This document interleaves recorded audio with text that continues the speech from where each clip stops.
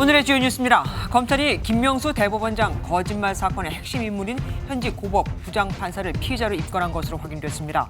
검찰이 오는 9월 퇴임하는 김 대법원장을 불러 조사할지 주목됩니다.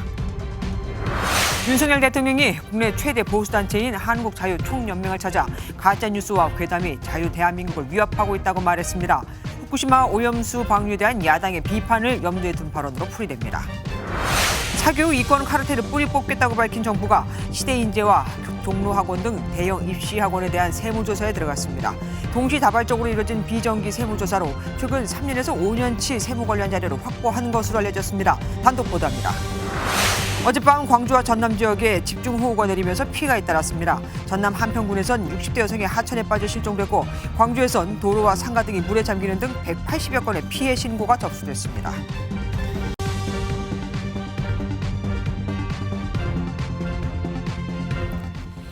김명수 대법원장이 문재인 정부 당시 임성근 전 부장판사 사표 수리를 거부하고 국회에 거짓 답변서를 보낸 혐의로 고발된 게 2021년 2월, 벌써 2년이 넘었습니다. 현직 대법원장이 소환돼 조사를 받던 전례가 없기에 이 사건도 이렇게 흐지부지 되나 싶었는데 아닌가 봅니다. 검찰이 당시 법원 행정처 차장으로 전후 사정을 잘 알고 있는 이 대법원장이 국회에 답변서를 보낼 때 최종 결재권자였던 김인겸 서울고법 부장판사를 피의자로 입건했습니다. 김 부장판사는 얼마 전 소환에도 불응했는데 바로 피의자로 바꿔버린 겁니다. 퇴임을 3개월 남긴 김명수 대법원장도 역사상 처음으로 현직에서 소환이 되는 걸까요? 오늘 뉴스는 MBN 단독 보도를 시작하겠습니다. 박은채 기자입니다. MBN 취재 내용을 종합하면 김명수 대법원장의 거짓 답변서 사건을 수사 중인 검찰은 최근 현직 고등법원 부장판사를 피의자로 입건하는 걸로 전해집니다. 서울중앙지검은 당시 법원 행정처 차장을 지낸 김인겸 서울고등법원 부장판사의 허위 공문서 작성 여부를 들여다보고 있는 걸로 전해졌습니다. 지난 2020년 5월 이른바 사법농단 의혹에 연루돼 법관으론 처음 국회에서 탄핵 소추된 임성근 전 부장판사는 건강을 이유로 사표를 냈습니다.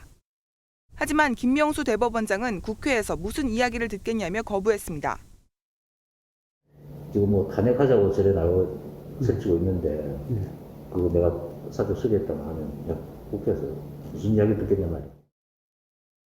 이 사실이 언론을 통해 알려지자 국회에 이를 부인하는 답변서를 냈습니다. 하지만 임 전 부장판사가 김 대법원장의 대화 녹음 파일을 공개하면서 답변서 내용이 거짓임이 드러났습니다. 당시 법원 행정처 차장이었던 김 부장판사는 이 답변서를 최종 결재한 인물로 지목됐습니다. 올해 초 김 부장판사를 찾아가 방문조사한 검찰은 다른 법원 관계자들을 조사하던 중 엇갈린 진술을 확인하고 지난 22일 참고인 신분으로 소환 통보를 했지만 김 부장판사가 응하지 않은 걸로 전해집니다. 검찰은 조만간 피의자 신분으로 김 부장판사에게 재차 소환을 통보할 방침인 걸로 알려졌습니다. MBN 뉴스 박은채입니다.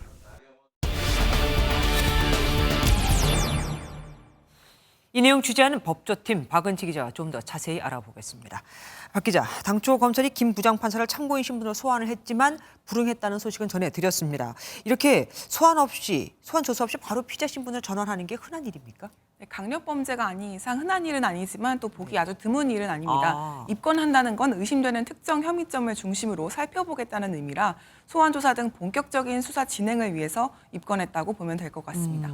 그럼 이번에 김 부장판사를 이렇게 피의자 신분으로 전격 전환한 거는 어떻게 해석해봐야 될까요? 네, 차관급에 해당하는 고등법원 부장판사가 피의자로 입건되는 건 매우 드문 일입니다. 네. 유효한 증거인지는 아직까지 모르지만 검찰은 기존의 녹취록 외에 다른 자료들을 확보하는 걸로 전해집니다. 김 부장판사는 임 전 부장판사가 사표를 내고 김 대법원장이 이를 반려하는 과정을 가장 잘 아는 인물로 꼽히는데요. 네. 특히 앞서 기사에서 설명해드렸듯이 김 부장판사는 현재 문제가 된 국회 답변 자료의 최종 결재권자입니다. 네. 법조계 관계자는 검찰이 이 공문서가 허위로 작성됐다고 판단한다면 김 부장판사가 결재할 당시 이를 인지했느냐가 유무죄를 가르는 주요 쟁점이 될 거라고 분석했습니다. 김 부장판사는 어떤 입장입니까? 네, 김 부장판사는 지금까지 참고인 신분이었기 때문에 검찰의 소환 요청에 불응해 왔었는데요. 네. 이제 피의자 신분이 됐기 때문에 검찰의 조사 요청을 더 이상 무시하기는 어려울 전망입니다. 여러 의혹들에 대해 제가 직접 김 부장판사에게 휴대전화 메시지 등을 통해 연락을 취해봤는데요. 김 부장판사는 검찰의 소환 요청이 추가로 있었는지 등을 묻자 모두 노코멘트라고만 답했습니다. 김명수 대법원장의 퇴임을 앞두고 수사 상황에 대한 언론의 관심이 집중되자 일일이 답하지 않겠다는 의도로 해석됩니다. 결국 이 수사의 정점에는 김명수 대법원장이 있지 않겠습니까? 고발은 2년 전에 이루어졌고 그리고 퇴임까지 석 달밖에 남지 않았어요. 그런데 왜 지금에서야 소환을 하는 걸까요? 그리고 임기 내에 소환을 할 수 있을까요? 네, 김명수 대법원장이 퇴임 전에 소환 통보를 받게 되면 현직 대법원장이 조사를 받게 되는 초유의 일이 발생하게 됩니다. 이 김명수 대법원장의 임기는 오는 9월 24일에 끝나는데요. 법조계 일각에서는 지난 2021년 2월 고발된 사건이 2년이 넘게 처리되지 않고 있는 데 대해 검찰이 김 대법원장의 임기가 끝나기를 기다리며 수사 시기를 조절하는 것 아니냐는 측각도 있었습니다. 김 대법원장은 앞서 설명드린 허위 공문서 작성 혐의와 사표 수리를 거부한 직권남용 혐의 등으로 고발된 상태인데요. 녹취록이 공개되자 기억이 희미했다며 자신의 발언을 인정하고 사과했습니다. 요즘 들어 왜 이렇게 초유의 사태라는 게 많이 발생하는지 모르겠습니다. 지금까지 박은채 기자와 함께했습니다. 요즘 이런 패턴이 반복되고 있죠. 여당이 한마디에서 분위기를 띄워놓으면 대통령이 뒤따라 같은 결로 그를 따라가는 형식이요. 어제는 여당이 환경단체를 겨냥해 7대 가짜뉴스를 발표했는데 오늘은 윤석열 대통령이 괴담을 통해 국가 정체성을 부정하는 사람이 많다고 비판했습니다. 최근 후쿠시마 오염수에 대한 비판을 쏟아내는 야당을 콕 집어 겨냥한 발언으로 풀이됩니다. 황재영 기자가 보도합니다. 현직 대통령으로는 24년 만에 국내 최대 보수단체 자유총연맹 행사에 참석한 윤석열 대통령은 괴담을 언급했습니다. 허위 선동과 조작, 그리고 가짜 뉴스와 괴담으로 자유 대한민국을 흔들고 위협하며 국가 정체성을 부정하는 세력들이 너무나 많이 있습니다. 보수 지지자 4천여 명 앞에서 후쿠시마 오염수 공세를 펼치고 있는 더불어민주당을 비판한 것으로 해석됩니다. 특히 돈과 출세 때문에 반국가적 작태를 일삼는 사람들도 너무나 많다며 작심 발언을 쏟아냈습니다. 야권에 대한 비판 수위는 대북 정책을 언급할 때 더 고조됐습니다. 북한 공산 집단에 대하여 유엔 안보리 제재를 풀어달라고 읍소하고 유엔사를 해체하는 종전선언을 노래 부르고 다녔습니다. 다소 높은 수위의 표현에 대해서는 오염수가 위험하다는 주장이 팩트와 맞지 않고 선동을 위한 여론전일 뿐이라는 대통령의 생각이 반영됐다는 분석이 나옵니다. MBN 뉴스 황지연입니다. 대통령 말처럼 선동이냐 아니면 국민의 건강을 지키기 위한 최소한의 지적이냐. 후쿠시마 오염수 방류를 두고 대립하고 있는 여야가 오늘은 좀 다른 방향으로 자신들의 주장을 펼쳤습니다. 80년대 운동권의 상징적 인물을 초청해 후쿠시마 괴담은 반일 민족주의라는 점을 강조하거나 공개 검증을 피하지 말라는 식이었죠. 노태현 기자가 보도합니다. 후쿠시마 오염수 방류 설비 최종 점검이 진행되면서 방류 주사위가 던져진 상황.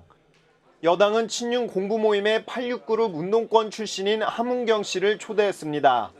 횟집을 운영하는 함 씨는 야당이 반일 감정을 이용해 이득을 보고 있다고 질타했습니다.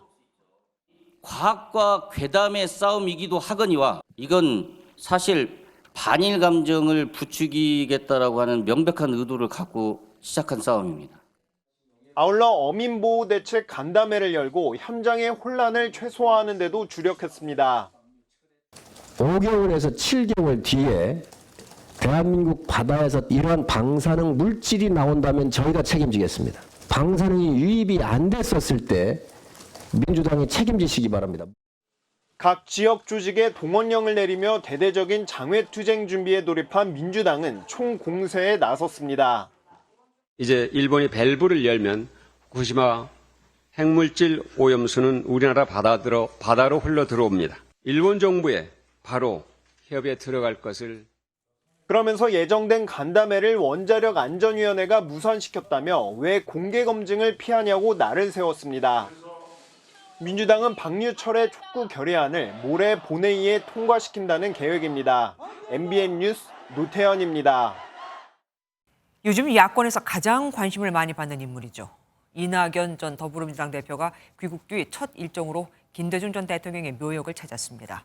민주당의 정통성이 자신에게 있다는 걸 강조하면서 본격적인 정치 재개에 나선 것으로 보이는데 이재명 대표와의 만남을 두고도 친명계와 시각이 완전히 달라 보입니다. 김태림 기자가 보도합니다. 귀국 일성으로 정치 복귀 선언을 하면서 향후 행보에 관심이 쏠리는 이낙연 전 더불어민주당 대표. 고 김대중 전 대통령 묘역을 참배한 뒤 이렇게 말했습니다. 김대중 대통령은 제 정치의 원점입니다. 그래서 1년 전에 출국할 때도 여기 와서 출국 인사를 드렸던 것처럼 오늘도 귀국 인사를. 자신을 정계로 이끈 김 전 대통령의 포용, 통합 정신을 부각하며 새 각오를 다지려는 걸로 보입니다. 다만 앞으로의 계획이나 자신의 역할론에 대해선 말을 아꼈습니다. 이 전 대표는 봉하마을의 고 노무현 전 대통령 묘역 참배와 문재인 전 대통령 예방도 계획 중인 것으로 알려졌습니다. 향후 정치 행보를 위한 포석이라는 분석입니다. 총선 이후 자신의 정치적 행보를 위해서 다목적 포석으로 민주당의 정통성을 강조하고 있다. 이 전 대표의 본격 행보에 친명계에선 이재명 대표를 먼저 만나야 한다는 주장이 나왔습니다. 총선을 앞둔 만큼 이재명 대표를 중심으로 뭉쳐야 한다는 건데 이재명 대표 측 역시 현재 당이 포용, 통합을 강조하는 만큼 이 전 대표와 함께하는 것도 필요하다고 했습니다. 이 전 대표 측은 그러나 시간이 좀 걸릴 것 같다면서 이재명 대표 측에서 만나자는 연락이 있으면 보지 않겠느냐고 말해 온도차를 보였습니다. MBN 뉴스 김태림입니다. 정부가 수능에서 킬러 문항을 배제하고 교육업계와 사교육 시장 내 이권 카르텔을 없애야 한다고 밝히자 학원업계가 발빠르게 움직이고 있습니다. 유명 학원들이 입시 설명회를 전면 취소하고 학원 홍보와 교재에서 킬러 문항이라는 단어를 삭제하고 있는 건데 정부 예상보다 빠르게 강도는 세게 전방위적으로 조사에 나섰습니다.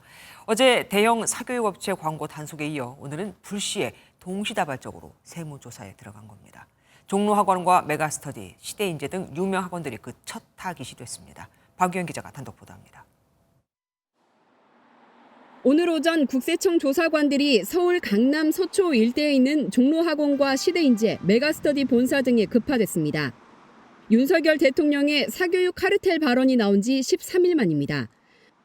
국세청 조사관들은 이들 학원에 최근 3년에서 5년치 회계장부와 세금 납부 내역 등 세무 관련 자료를 확보한 것으로 알려졌습니다. 대형 학원들은 정기적으로 세무조사를 받고 있는데 이번에는 비정기 특별조사로 불시에 이루어졌습니다. 몰입하게 진행 중입니다. 업계 상황이 굉장히 이례적 상황만 벌어지고 있다라는. 정부의 사교육 이권 카르텔 엄단 조치가 학원들에 대한 허위 과장 광고 단속부터 세무조사까지 전방위로 이루어지는 모양새입니다. 수능출제위원과 수능 전문 대형 입시 학원이 결탁하여 사적인 이익을 취하는 이권 카르텔에 대해서는 엄중히 대응하겠습니다. 대통령실은 이와 관련해 필요하면 사법 조치도 생각해 볼 수 있다며 강도 높은 대응을 예고한 바 있습니다. 교육부는 어제까지 사교육 카르텔 부조리 신고센터에 107건이 접수됐으며 이 중 16건은 사교육 업체와 수능 출제 관련 유착 의심 건이라고 설명했습니다. MBN 뉴스 박영입니다. 요즘 제일 핫한 뉴스였죠. 태어는 낳았으나 출생신고는 안 된 아이가 많다는 지적에 출생 통보제가 결국 국회 법사위를 통과했습니다. 산모가 익명으로도 아기를 낳을 수 있게 보호 출산제를 도입하자는 정부와 여당의 주장을 야당은 양육 포기를 부추길 수 있다면서 이것만은 반대해 왔는데 정부가 여기에 대해서 또 수정 법안을 내놨습니다. 안병수 기자가 단독 보도합니다. 이른바 유령 아동을 방지하자며 뒤늦게 입법 속도전에 나선 정부와 국회. 보건복지부는 어제 보호출산제법 수정안을 국회에 제출한 것으로 알려졌습니다. MBN이 입수한 수정안에 따르면 정부는 국가와 지자체의 책임에 스스로 아동을 양육할 수 있는 지원을 우선으로 한다는 내용을 포함했습니다. 또 보호 출산을 위한 상담 신청 전 원가정 양육을 위한 상담을 먼저 거쳐야 한다는 조항도 넣었습니다. 원가정, 그러니까 생모와 생부에게 양육받을 권리인 원가정 우선 원칙을 거듭 강조한 겁니다. 보호출산제가 양육 포기를 조장한다는 비판을 고려한 겁니다. 복지부는 이 밖에 출산 후 보호출산 신청 기간을 30일로 제한하고 보호출산이 가능한 의료기관을 전체 의료기관으로 확대하는 방안 등을 제시했습니다. 당정은 민당정 협의회를 열어 출생통보제와 보호출산제를 함께 도입하는 데 뜻을 모았습니다. 의료기관 출생통보제와 보호출산제는 병행 도입해야 한다는데 뜻을 같이 했고 임시 신생아 번호 아동에 대해서 전수조사를 실시해 출생통보제 법안은 법사위 법안 소위를 통과해 오는 30일 본회의에서 처리될 것으로 보입니다. MBN 뉴스 안병수입니다. 이른바 유령 영아 문제가 사회적 이슈가 되면서 정부가 2,000명에 대한 전수조사에 나섰고 국회도 출생신고제와 보호출산제 등의 입법에 속도를 냈다고 전해드렸죠, 방금. 그런데 이 출생신고도 하고 싶어도 힘들어서 못하겠다는 산모들이 있다는 걸 아십니까? 바로 병원 밖에서 아이를 낳은 이들입니다. 출생신고를 주저하는 미혼모는 물론 뜻하지 않게 가정에서 출산하게 된 산모들조차 출생신고가 너무 어렵다고 하거든요. 증빙해야 할 서류도 많고 절차도 복잡해 도중에 포기할 뻔했다고까지 말을 합니다. 신영빈 기자가 취재했습니다. 미국의 유명 작곡가 잭 햄씨가 자신의 부인이 둘째 딸을 가정분만으로 낳는 과정을 촬영한 영화입니다. 국내에서도 전체 출산의 1%, 연간 100건에서 200건 정도의 출산이 병원 밖에서 이뤄지는 것으로 추정됩니다. 병원 밖 출생신고는 분만에 관여한 사람의 신상이 포함된 출생사실 증명 서면이나 임신사실과 출생사실을 증빙할 수 있는 자료 등이 필요합니다. 그런데 코로나19 등의 이유로 가정 내 출산을 결심한 A씨 부부가 필요한 서류를 안 내받고 출생신고하는 데는 꼬박 일주일의 시간이 걸렸습니다. 이게 가정 출산이 많지 않으니까 아예 매뉴얼을 모르는 건 이해가 가는데 그냥 시일이 오래 걸리는 거 자체가 그냥 힘들어요. 실제로 기자가 병원 밖 가정 출산은 출생신고 과정이 어떻게 되는지 주민센터에 물어봤습니다. 병원에서 태어난 게 아니라 그 가정 내에서 출산을 했거든요. 이 경우에는 뭐 좀 그 서류 같은 게 어떤 게 필요한지.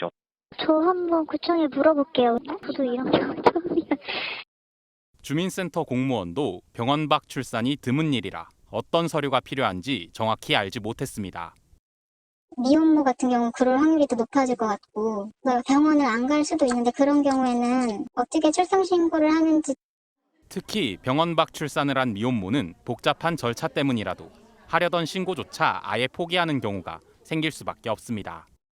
병원에서 출산과 동시에 출생신고를 하면 좋죠. 그런데 그럼에도 불구하고 임신 사실을 숨길 수밖에 없는 위기임 산부들이 있어요.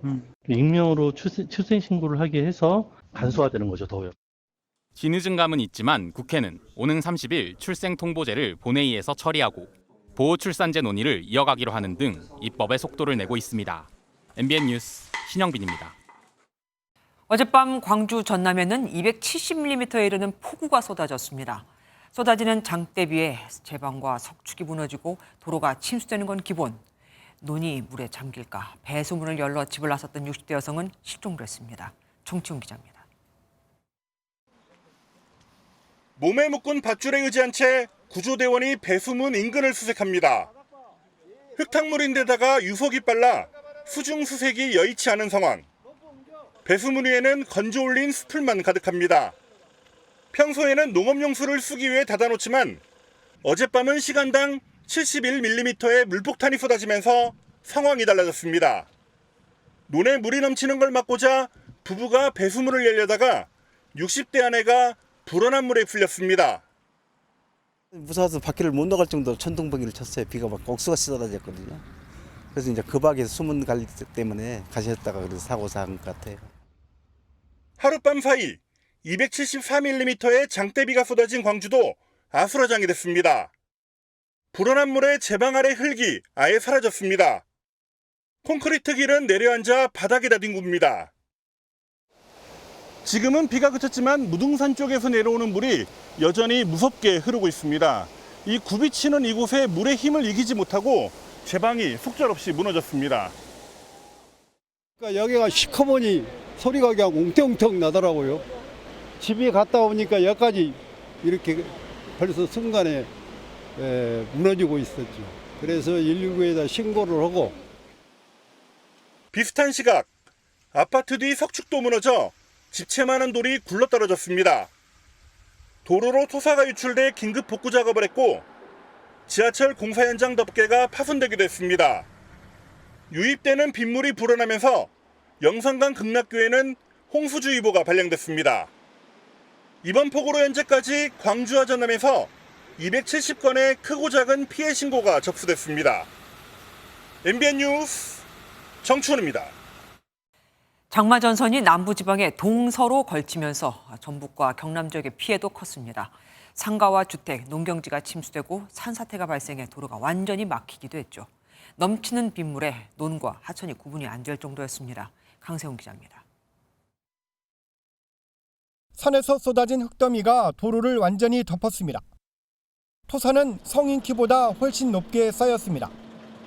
중장비가 동원돼 복구 작업이 진행됐지만 7시간 넘게 통행이 제한됐습니다. 아침에 일어나 보니까 동네 주민들이 걱정이 되더라고요. 그래서 마을에 이렇게 순찰을 하다 보니까 산사태 하는 것을 발견을 했어요. 어디가 논이고 어디가 하천인지 구분이 안 됩니다. 모내기를 한 지 한 달여 만에 논 전체가 물에 잠겼습니다. 농민의 한숨은 깊어집니다. 어린 모가 잠겨버리고 콩 심는 것도 다 잠겨가지고 보이지도 않고 비는 많이 온다는데 진짜 걱정입니다. 비닐하우스 단지도 침수를 피하지 못했습니다. 오이를 심어놓은 비닐하우스 안입니다. 보시는 것처럼 지금도 물이 가득 차 있는데요. 이번 농사는 포기할 상황입니다. 전북 지역은 이틀간 200mm 안팎의 비가 내리면서 30여 건의 비 피해가 접수됐습니다. 시간당 60mm의 비가 쏟아진 고창에서는 상가와 주택이 침수됐습니다. 비가 많이 와가지고 밖에 이제 한번 내다보는데 물이 들어오더라고요. 그래가지고 다급하게 119에. 경남 진주와 통영, 남해에서도 도로와 주택이 물에 잠기고 나무가 쓰러지는 등 폭우 피해가 잇따랐습니다. MBN 뉴스 강세훈입니다. 앞서 보신 것처럼 이번 기습 폭우의 위력은 상당했습니다. 기상청 예보도 빗나간 이번 폭우는 한반도 상공으로 밀려온 찬 공기가 만든 작지만 강한 저기압이 원인인데요. 내일 또 장맛비가 예보됐습니다. 많게는 250mm가 넘는 비가 오는 곳도 있을 것이라고 합니다. 최돈희 기자가 보도합니다. 기습폭우가 남부 지역을 휩쓸었습니다. 당초 전남, 경남에 많은 곳 100mm 이상이 예보됐지만 실제는 완전히 달랐습니다. 1시간 만에 70mm가 넘는 집중호우가 쏟아졌습니다. 역대 시간당 강수 기록을 갈아치운 곳만 4곳에 달합니다. 당시 위성 영상입니다. 커다란 비구름대가 한반도 남쪽을 뒤덮고 있습니다. 6,000회가 넘는 낙뢰도 관측됐는데 원인은 한반도 상공으로 밀려온 찬 공기였습니다. 북쪽에서 남아한 찬 공기가 따뜻하고 습한 공기와 세게 맞부딪히면서 작고 강한 저기압이 만들어진 겁니다. 내일부터는 정체전선의 영향으로 전국이 장마권에 들겠습니다. 많은 곳은 250mm가 넘는 곳도 있겠습니다. 정체전선상에서 발달한 저기압의 영향으로 29일 중부지방에 장맛비가 내리겠고요. 이후 정체전선이 남하하면서 30일과 7월 1일 사이에는 제주도와 남부지방을 중심으로 장맛비가 내립니다. 저지대 침수와 산사태 등 추가 피해가 없도록 철저한 대비가 필요한 상황. 기상청은 대기 불안정으로 인해 지역별로 강수량 편차가 크겠다며 수시로 기상 정보를 확인해 달라고 당부했습니다. MBN 뉴스 최돈입니다. 시집 가기 싫어요. 아빠랑 살래요. 번식을 위해 다른 농가로 팔려가던 500kg짜리 암소 얘기입니다. 경매장에서 탈출했거든요. 열 하루 만에 붙잡힌 암소. 그간 깡 마른 소를 보고 주인은 팔지 않고 소랑 같이 살기로 했습니다. 강진우 기자가 보도합니다. 소 경매장 주차장에 큰 소 한 마리가 나타납니다. 막아서는 축협 직원을 들이박으려 위협하더니 빠르게 사라진 몸무게 500kg의 암소. 소 탈출 소동이 벌어진 것은 지난 15일 오전 7시 15분입니다. 번식을 위해 다른 농장에 팔려고 경매장에 데려왔는데 도망친 겁니다. 소가 어떻게 영민한지 자기 어떤 방향으로 그렇게 탈출을 했는 거라. 말처럼 빠르더라고. 막바로 추적을 했거든요. 추적이 워낙 빨라서 불과 한 3, 4분 만에 소가 없어져 버렸어. 곧장 벌어진 수색 작업에는 축협과 소방, 군인들까지 총출동했습니다. 도로와 하천을 넘어 군부대가 있는 야산으로 달아나는 동안 2차 사고가 일어날 수도 있기 때문에 촉각을 곤두 세웠습니다. 소는 탈출 열하루 만에 경매장에서 3km 떨어진 도로에서 붙잡혔습니다. 한가로이 풀을 뜯고 있었지만 꽉 마른 모습이었습니다. 집을 떠나기 싫어하는 마음을 알았는지 주인은 소를 팔지 않기로 했습니다. 열흘 이렇게 지나서 이렇게 보니까 좀 소가 많이 예비고 좀 많이 말라 있어서 좀 불쌍하기도 하고 그래가지고 그냥 어쩔 수 없이 다시 키우게 됐습니다. 합천축협은 소 주인에게 한 달치 사료를 지급하기로 했습니다. MBN 뉴스 강진우입니다. 잊을만 하는 반복되는 음주운전 사고에 검경이 초강수를 내놨습니다. 상습 음주운전과 2번 이상의 사고를 내고 또 사고를 낸 음주운전자에 대해서는 영장을 발부받아 차량을 몰수하기로 한 겁니다. 상습 음주운전에 대해서는 구속수사를 원칙으로 하고요. 10년 전에도 논의됐다가 불발됐는데 이번엔 검경이 함께 손을 맞잡았습니다. 이혁재 기자가 취재했습니다. 지난 4월 60대 남성의 만취 운전자의 9살 배승아 양이 숨지는 등 매년 200명이 음주운전 사고로 안타깝게 목숨을 잃고 있습니다. 일선 경찰이 대대적으로 단속을 강화해도 속수무책, 음주운전 재범률만 40%가 넘습니다. 급기야 검경이 함께 근절 대책을 내놨습니다. 다음 달부터 5년 안에 2번 이상 음주운전을 한 사람이 사람을 다치게 하거나 3번 이상 음주운전한 사람이 음주운전을 또 한다면 차량이 몰수됩니다. 지난 2012년과 2016년 당시 몰수와 차량 압수 기준 등이 모호해 논란이 된 부분을 구체적으로 보완했습니다. 4회 이상 전력자가 전체 음주운전 범죄자의 10%에 해당하는 정도로 많습니다. 그런 사람들이 계속 음주운전을 하다가 이제 무고한 타인의 생명을 앗아가거나. 관건은 차량 몰수를 위해 필요한 압수수색 영장을 법원이 어떻게 판단을 내릴지 여부입니다. 수사기관에서 단독적으로 결정하고 처분할 수 있는 부분이 아니라 재판부에서도 음주운전에 대해서 강력한 의지가 있다면 그대로 관철될 것이고. 징역이나 벌금형으로도 계속 해결이 안 되는 거 보면 몰수하는 게 이제 새로운 대책 방안. 시동 안 걸리게 하는 그런 실효성을 있게 하는 게 좋죠. 더 큰 사고를 안 내기 위해서는. 검경의 엄정 대응과 함께 음주운전자에게 시동잠금 장치가 부착된 차량을 운전하도록 하는 법안 통과 등이 뒷받침해야 한다는 목소리도 나오고 있습니다. MBN 뉴스 이혁재입니다. 서울에서 지하철 타고 가다가 갑자기 화장실 급한 적 있으시죠? 개찰구에 카드를 찍고 나와서 해결한 뒤 다시 지하철을 탈 때면 요금을 또 내야 했는데 다음 달부터는 10분 안에 타면 무료입니다. 10분 안에 돌아와야 한다는 게 관건이겠지만 이것도 어딥니까? 김세희 기자입니다. 서울 지하철 1호선 시청역입니다. 개찰구 밖에 화장실이 있습니다. 화장실을 이용하고 다시 지하철을 타면 기본 운임 1,250원이 또 찍힙니다. 목적지를 지나쳐 반대 방향으로 지하철을 갈아타야 할 때에도 기본 운임을 추가로 내야 합니다. 일단 지하철을 타고 가다가 갑자기 화장실이 급한 경우가 있잖아요. 그럴 때 이제 나갔다가 다시 찍고 들어오면 가격이 이제 2배로 부담이 되고 했던 부분들이 있었는데 이런 이유로 요금을 더 내는 시민은 수도권에서만 하루 4만 명, 연간 1,500만 명이 180억 원의 교통비를 추가 부담하고 있습니다. 다음 달부터는 이렇게 기본 운임을 더 내야 하는 불편이 사라집니다. 이렇게 10분 만에 갈아타면 기본 운임이 면제되고 환승이 적용됩니다. 기존에 동일역 5분 재개표 제도가 있었지만 처음 지하철을 탄 역에서만 적용되고 시간도 짧아 실효성이 떨어졌습니다. 새로 시행하는 10분 내 재승차 무료 혜택은 나온 역과 같은 호선의 같은 역만 가능하며 지하철 이용 중에 1회만 가능합니다. 호선에 따라 무료 혜택이 적용되는 구간도 다릅니다. 지하철 타다가 이제 반대 방향으로 건너가려고 하는데 불편함을 겪는 사람들이 굉장히 많잖아요. 서울시 안에서도 좀 그런 케이스에 대한 공감이 많이 되다 보니까 상해행정 1호로 선정이 되게 되었습니다. 서울시는 10분 내 무료 환승 제도를 1년간 시범 운영한 뒤 확대해 나갈 계획입니다. MBN 뉴스 김세희입니다. 소비 심리 지수가 13개월 만에 비관에서 낙관으로 돌아섰습니다. 물가 오름세가 다소 꺾이고 기준금리가 석 달째 동결되면서 소비 심리가 회복되고 있다는 뜻인데 좀처럼 체감은 안 되죠. 나만 그런 건가? 그래서 김동환 기자가 직접 시민들을 만나 물어봤습니다. 뭐 산 것도 없는데. 그러니까 돈의 값어치가 너무 없는 건지, 물가가 너무 많이 올라버린 건지, 그냥 돈이 없어져 버려요.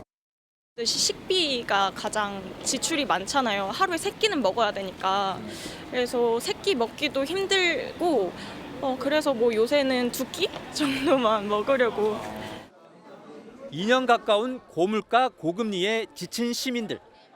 아직은 지갑을 열기가 겁이 납니다. 하지만 지표는 조금씩 나아지고 있습니다. 한국은행이 실시한 6월 소비자 동향 조사에서 소비 심리 지수가 작년 5월 이후 처음으로 100을 상회했습니다. 1년 1개월 만에 비관에서 낙관으로 돌아섰다는 뜻입니다. 가파르던 물가 상승률이 다소 완화되고 기준금리가 3회 연속 동결된 영향이 컸습니다. 하지만 실제로 체감하기는 어렵습니다. 외식 물가는 계속 오르고 있고 교통요금과 전기료 인상도 예고돼 있어 씀씀이를 줄일 수밖에 없기 때문입니다. 라면 값도 조금 인하되고 했는데 크게 와닿지는 않을 것 같아요. 하반기 돼도 좀 비슷하지 않을까 좀 그런 생각. 다만 조금 더 길게 보면 금리는 인상을 멈추고 집값은 하락을 끝낼 것으로 보는 시민들이 많습니다. 최근 소비자 심리가 반등하고 무역 수지 적자 폭이 축소되는 등 개선 조짐도 일부 나타나는 모습입니다. 정부와 한국은행이 발표하는 지표와 전망이 시민들의 체감과 일치하려면 조금 더 시간이 걸릴 것으로 보입니다. MBN 뉴스 김동환입니다. 어제 농심과 삼양에 이어 오늘은 오뚜기와 팔도가 라면 가격을 내리겠다고 발표했습니다. 또 밀가루를 원료로 하는 롯데와 해태 등 과자업체는 물론 파리바게트도 빵 가격을 내리기로 했죠.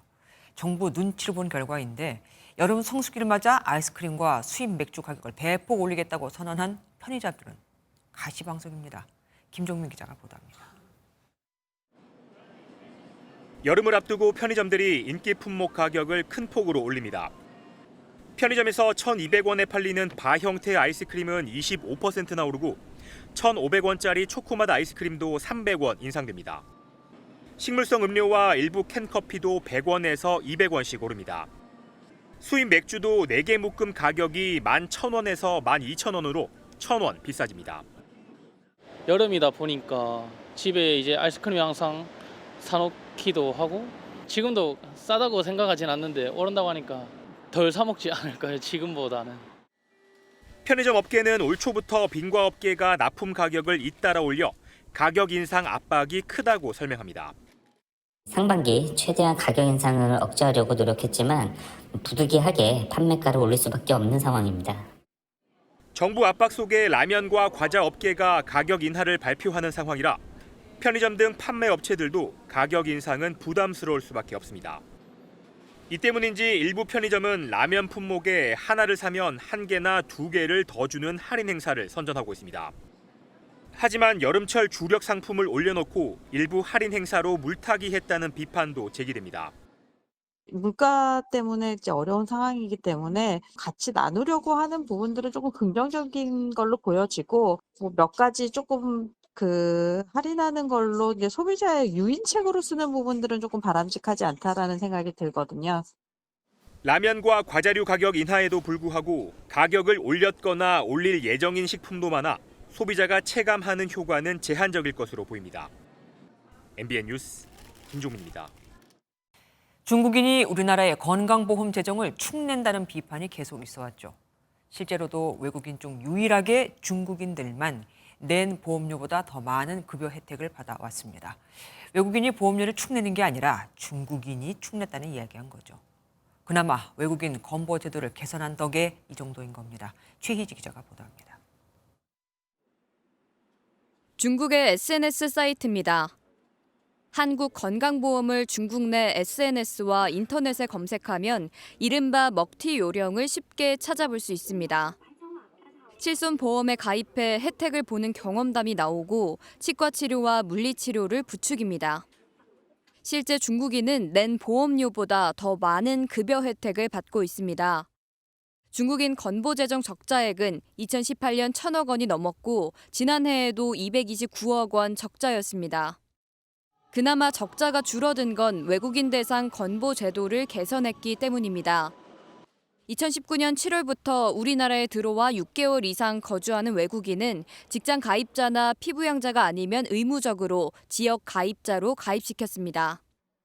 외국인들에 대한 그 건강보험 재정이 굉장히 누수가 많다 이런 이제 여론이 있어갖고 제도 그 개선을 한 이후에 상당히 어쨌든 그 재정 적자의 폭이 좀 줄어들었기 때문에 과거에 아마 누적됐던 지난해 외국인이 낸 보험료는 1조 7,892억 원이었고 보험급여 지출은 1조 2,332억 원, 외국인 전체로는 5,560억 원 흑자입니다. 재외국민을 포함한 국내 외국인 건강보험 적용 인구는 120만 명입니다. 보건당국은 원정치료 목적으로 입국해 보험 혜택만 받고 떠나는 사례를 막아 재정 누수 방지 대책을 더 강화할 예정입니다. MBN 뉴스 최희지입니다.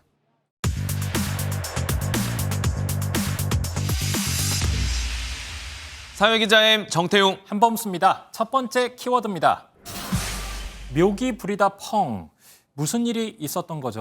영상부터 보시죠. 네. 오토바이들이 질주하고 앞에 있는 오토바이가 앞바퀴를 듭니다. 네, 저 상태로 한참을 가거든요. 그러다가 전복돼서 폭발하고요. 뒤따라오던 오토바이는 피할 수가 없습니다. 정말 말 그대로 위험천만하죠. 다행히 두 운전자 모두 경상 수준에 그쳤다고 합니다. 네, 갑자기 운전자가 중심을 잃었습니다. 뭐에 걸린 건가요? 안 그래도 댓글이나 언론 보도로 포트홀이 있었다는 얘기가 나왔었거든요. 지형 탓은 아닌 걸로 파악이 됐습니다. 도로 상태는 일반 도로하고 똑같고 단지 오토바이를 운전하면서 발을 드는 과정에서 넘어진 것 같거든요. 네, 100% 운전자 잘못이다 이 말 같습니다. 네. 어떻게 처리가 될까요? 경찰은 아직은 조사 초기 단계여서 운전자 등을 상대로 정확한 내용을 좀 파악한 다음에 결정을 하겠다고 밝혔습니다. 네, 예전에 타이타닉 오토바이 다룬 적이 있었습니다. 그때 과태료 처분 외에 할 수 있는 게 없었는데요. 이번엔 좀 엄하게 나서야 하지 않나 싶습니다. 그렇습니다. 다음 키워드 볼까요? 해수욕장에 상어가 나타났어요? 근처에서 잡혔습니다. 사진 보실까요? 배를 뒤집은 채 죽어 있지만 이게 딱 봐도 엄청 묵직해 보이거든요. 네, 사람 키보다 큽니다. 185cm. 제 키보다 훨씬 크네요, 일단. 지느러미 부분 보니까 영락없는 상어인데 어디서 잡혔죠? 경북 울진군 망양정 해수욕장 주변에서 잡혔습니다. 3톤급 어선 그물에 걸려들었다고 하죠. 그러니까 일부러 잡은 게 아니라 우연히 잡힌 거잖아요. 맞습니다. 이거 뭐 어디 무서워서 여름휴가 때 해수욕장 갈 수 있겠어요? 네, 이번에 발견된 게 악상어입니다. 상대적으로 온순한 상어입니다. 그런데 포악한 상어도 근해에서 발견되고 있다는 게 더 큰 문제입니다. 정 기자, 영화 조스 아시죠? 유명하죠. 식인상어 나오는. 네, 거기서 나온 게 백상아리입니다. 지난 23일 강원 속초시 앞바다에서 상어 2마리가 발견됐는데 한 마리가 백상아리였습니다. 공격하는 상어들은 딱 등지더미 2개가 수면 위로 드러나요. 해수욕을 하는 깊이가 1.5m 미만이거든요. 발견되면 바로 소리를 쳐가지고 물 밖으로 이렇게 대피할 수 있는 시간적인 여유가 있거든요. 자, 여름휴가 얼마 남지 않았거든요. 상어의 습격이 영화나 해외 토픽에서나 나오는 얘기가 아닐 수도 있습니다. 조금 더 신경을 써야겠습니다. 맞습니다. 마지막까지 보겠습니다. 갑자기 저축은행이요. 네, 바로 영상 보시겠습니다. 네. 대부 중개업체 사무실 압수수색하고 있습니다. 저축은행 직원이라고 하면서 신용등급 낮은 사람들만 골라서 다가갔습니다. 그래 놓고 수수료만 나가고 실제로 대출은 안 됐나 봐요? 아닙니다. 대출 받게 해주긴 했습니다. 그런데 해당 상품은 서민들에게 저금리로 돈 빌려주는 햇살론이었습니다. 수수료 안 받게 돼 있었습니다. 그런데도 1,500명 정도에게 수수료 받아서 약 30억 원 가로챘습니다. 245억 원의 대출을 실행하였고 대출 금액의 10에서 50%를 수수료 명목으로 수수하였습니다. 심지어 햇살론 대출조차 어려운 사람들에겐 25만 원 줄 테니 개인정보 넘기라고 제안하기도 했습니다. 뭐 하려고 그러죠? 개인정보 넘기면 안 될 것 같은데요? 그렇죠. 보이스피싱 일당에게 대포폰 만들 수 있도록 넘겨줬습니다. 피의자 5명이 구속됐고요. 19명은 불구속 송치됐습니다.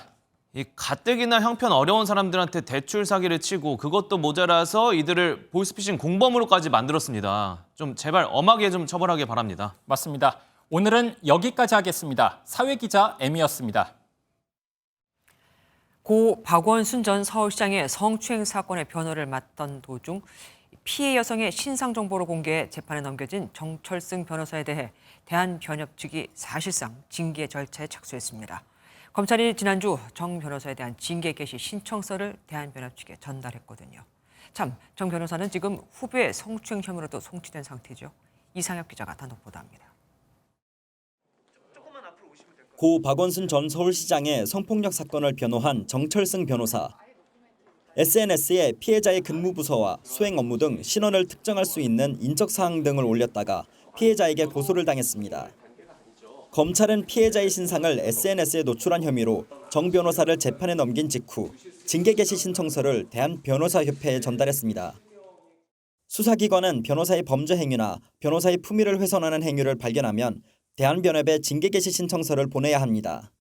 정 변호사에 대한 징계 개시 신청은 성폭력 처벌법 위반 비밀 준수 관련해서 기소한 것에 대한 검찰의 후속 조치로 보여집니다. 변협 측은 회칙에 따라 정 변호사에 대한 징계 여부를 검토할 예정이라고 답변했습니다. 해당 의혹에 대해 정 변호사는 자신의 SNS에 기소를 예상했었다며 향후 재판을 통해 사건의 진상을 밝힐 것이라고 밝혔습니다. 정 변호사는 또 후배에 대한 성추행 혐의로 경찰이 기소 의견으로 검찰에 송치했습니다. MBN 뉴스 이상엽입니다. 두 바퀴 차량이라고들 하죠. 최근 오토바이와 킥보드 사고가 늘면서 경찰이 오늘 1시간 동안 특별 단속을 벌였는데 30건이 넘게 적발됐습니다. 인도로 다닌 오토바이나 헬멧을 쓰지 않는 이들, 심지어 과거 교통사고로 벌금을 내지 않은 지명 수배자도 있었습니다. 김태영 기자가 동행 취재했습니다. 오후 3시가 넘은 시각, 경찰관들이 도로에서 지나가는 오토바이를 붙잡고 음주 측정을 합니다. 서울관악경찰서 소속 경찰관 약 20명이 오토바이를 포함해 전동 킥보드 등 두 바퀴차 특별 단속을 벌였습니다. 단속 시작 10분도 안 돼 배달 오토바이에 타고 있던 동승자가 헬멧을 착용하지 않아 적발됩니다. 심지어 운전자는 과거 교통사고로 벌금 700만 원을 납부하지 않은 지명수배자여서 지구대로 연행됐습니다. 벌금 700만 원 내시겠네요. 신호 위반은 물론 인도로 오토바이를 몰다가 적발되기도 합니다. 인도 주행하실 수 있어요. 천천히 나오는데요. 사람들 꽉 막아갖고 자리가 아파. 고등학생이 무면허로 전동 킥보드를 몰다가 단속되는 등 약 1시간 동안 32건이나 적발됐습니다. 두 바퀴차 교통사고는 올해 3월부터 3개월간 직전 3개월에 비해 30%가량 증가하고 부상자 수도 늘었습니다. 날씨도 많이 이제 풀리고 요거 외부 활동도 많아지고 해서 외부에 노출돼 있기 때문에 굉장히 위험한데 이제 반면 안전의식이나 준법의식은 좀 상대적으로 매우 취약합니다. 경찰은 사고 예방을 위해 8월 말까지 단속을 이어갈 계획입니다. MBN 뉴스 김태형입니다. 지나가던 할머니의 머리채를 잡은 채 식당에서 쓰는 금속 재질 물병으로 폭행하고 다른 행인들에게도 주먹을 휘두른 대학생이 붙잡혔습니다. 왜 그랬을까요? 주취자들의 단골 메뉴가 또 나왔습니다. 술에 취해서 아무것도 기억이 나지 않는다고 한 겁니다. 이시열 기자가 단독 보도합니다. 가방을 맨 할머니 한 분이 거리를 서성이고 하얀색 티를 입은 남성이 갑자기 할머니를 향해 달려갑니다. 그러더니 할머니의 머리채를 붙잡아 무언가를 휘두르며 위협하고 머리를 내려칩니다. 할머니가 하지 말라며 손을 저어봐도 아랑곳하지 않고 끝까지 따라갑니다. 이를 지켜보던 한 사람이 말려보지만 남성은 재차 위협을 가합니다. 지난 22일 아침 6시쯤 서울 신촌의 한 음식점에서 사용하는 금속 재질의 물병으로 행인을 폭행한 20대 남성 A씨가 경찰의 특수상해 혐의로 현행범 체포됐습니다. 여기 일하시는 분 한 명하고 그다음에 옆에 분리수거하고 두 분이 다 많이 머리에 꼬매고 일을 지금 못 나오고 있거든요. 쇠물병을 든 남성은 이곳에서 할머니를 수차례 폭행한 뒤 원래 식사를 하던 식당으로 돌아가 직원도 폭행했습니다. A씨는 식당에서 자신을 말리던 손님에게도 주먹을 휘두른 것으로 확인됐습니다. 다행히 할머니는 크게 다치지 않았지만 50대 여성 종업원은 머리를 바늘로 꿰매는 수준의 큰 상처를 입었던 걸로 전해집니다. 경찰 조사 과정에서 A씨는 술에 취해 아무것도 생각나지 않는다고 진술했습니다. 서울 서대문경찰서는 A씨에 대한 조사를 끝냈으며 조만간 불구속 송치할 예정입니다. MBN 뉴스 이시열입니다.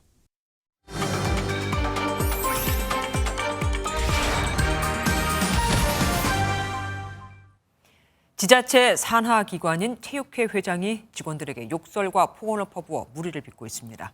체육회 워크숍 2차 회식 장소로 직원들이 정한 곳이 마음에 들지 않는다는 게 이유였는데 이게 하루 이틀 일이 아니었나 봅니다. 직원들이 회장의 사퇴를 요구하며 경찰에 고소까지 했습니다. 이재호 기자가 취재했습니다. 한 남성이 소리를 치며 누군가를 부르고 다른 남성들은 이를 말립니다. 경기 용인시 체육회 회장과 일부 직원이 다투는 모습입니다. 입에 담기 어려운 욕설까지 하며 모욕합니다.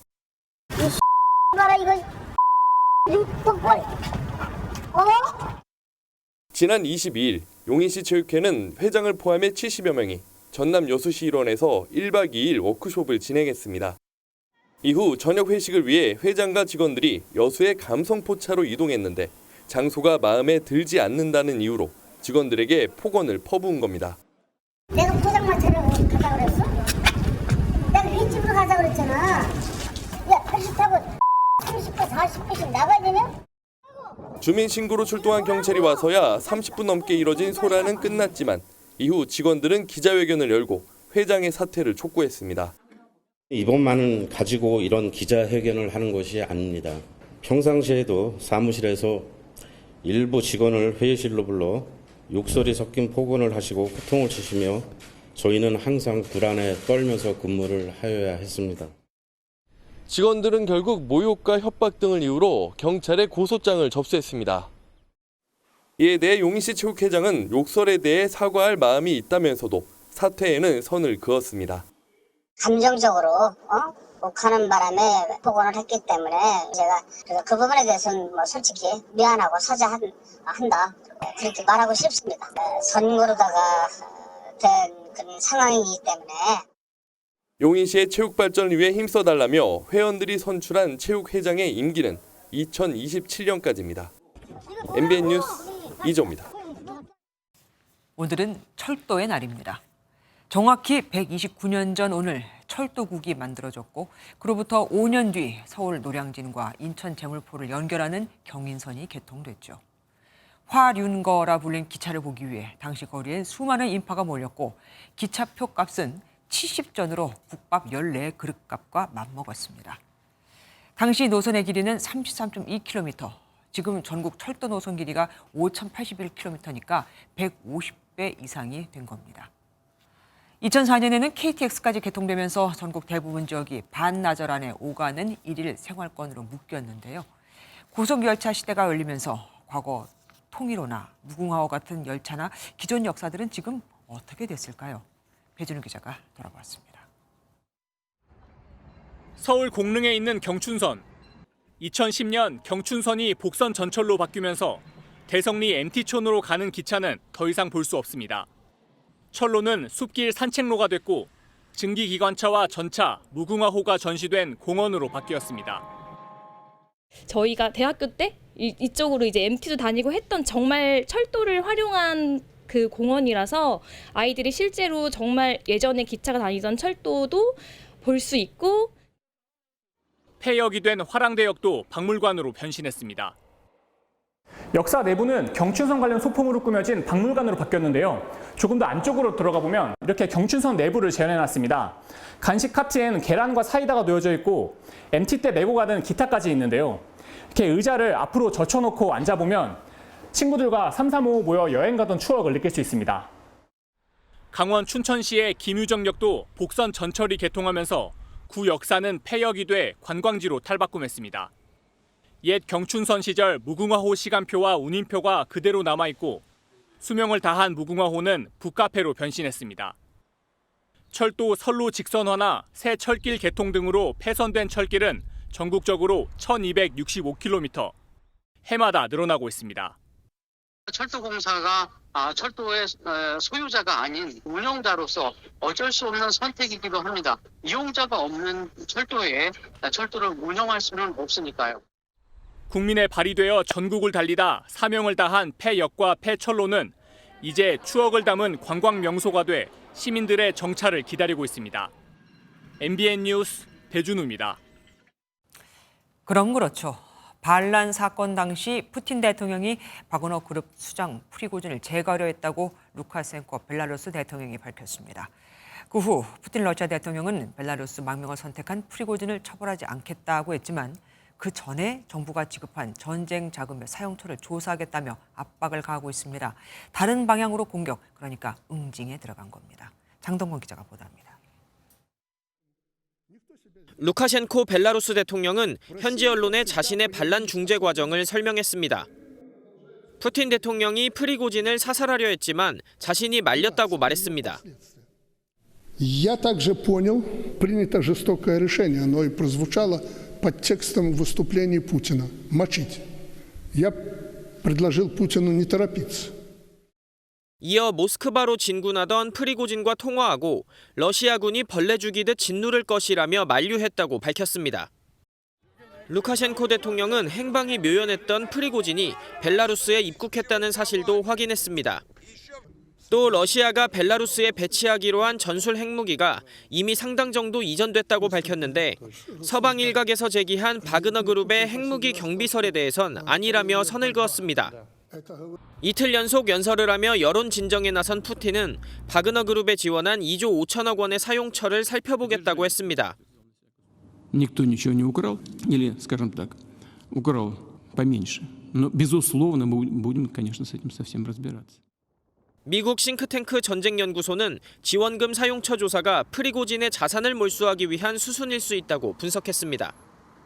MBN 뉴스 장동건입니다. 트럼프 전 미국 대통령이 퇴임 후 기밀 문서를 직접 들여다보는 정황이 담긴 2분짜리 음성 파일이 공개됐습니다. 일반인 앞에서 자랑을 했다네요. 결백을 주장하던 트럼프 전 대통령의 주장이 또 설득력을 잃고 있습니다. 송지영 기자입니다. 2021년 7월 트럼프 전 대통령이 뉴저지 별장에서 작가와 나눈 대화의 녹음 파일이 공개됐습니다. 미군의 이란 공격 계획안을 보여주며 설명하는 내용입니다. Isn't that interesting? Yeah. It's so cool. I mean, it's so. Look, we here I have, and you probably almost didn't believe me, but now you believe me. No, 트럼프 전 대통령이 재임 시기 이란을 공격하려 해 마크 밀리 당시 합참의장이 우려했다는 보도를 반박하는 과정에서 나온 말입니다. 이 문서가 기밀이라 유출 불가라는 걸 정확히 아는 정황도 담겨 있습니다. See, as president, I could have did less. Now I can't, but this is classic. 지난 9일 기밀문서 불법 유출 혐의로 기소됐을 때 트럼프 전 대통령은 결백을 주장했습니다. They were full of newspapers, press clippings, thousands of pictures, thousands and thousands of White House pictures. 음성 파일 공개에 대해서도 특검이 불법으로 유출했다며 내년 대선에 개입하려는 정치적 마녀 사냥이라는 주장을 반복했습니다. 하지만 CNN 방송은 이번 음성 파일이 트럼프 전 대통령이 기밀을 잘못 다뤘다는 점을 뒷받침하는 핵심 증거라고 해석했습니다. 내년 대선 유력 주자인 트럼프 전 대통령의 사법 위협이 커지면서 공화당도 우려하는 분위기입니다. MBN 뉴스 송주영입니다.